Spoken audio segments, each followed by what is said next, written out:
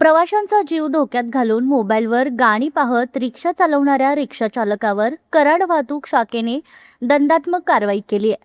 संजय चव्हाण असे संबंधित रिक्षा चालकाचं नाव असून त्याच्याकडून 2,000 रुपयांचा दंड वसूल करण्यात आलाय. तरुण भारतने संबंधित रिक्षा चालकाचा धोकादायक प्रवास सुरू असल्याची बातमी केली होती. याची दखल कराड वाहतूक शाखेच्या पोलिसांनी घेत संबंधित रिक्षा चालकावर दंडात्मक कारवाई केली आहे. मिळालेल्या माहितीनुसार संबंधित रिक्षाचालक प्रवासी घेऊन जात असताना मोबाईलवर गाणी पाहत रिक्षा चालवत होता.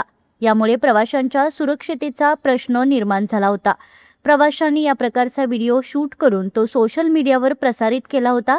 हा व्हिडिओ व्हायरल झाल्यानंतर कराड वाहतूक शाखेने तातडीने दखल घेत कारवाई केली.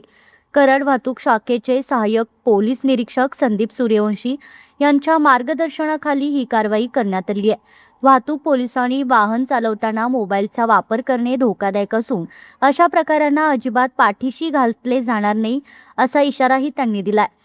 वाहन चालवताना मोबाईलचा वापर टाळून वाहतूक नियमांचे पालन करावे असे आवाहन वाहतूक विभागाकडून करण्यात आले. गाडी नंबर 26 MH50 M2654 मी गाडीत व्हिडिओवर गाणी लावून कानात कॉड असताना मी गाणी लावलेली होती. इथून पुढं माझ्याकडे चुकी होणार नाही मला समज दिलेली आहे.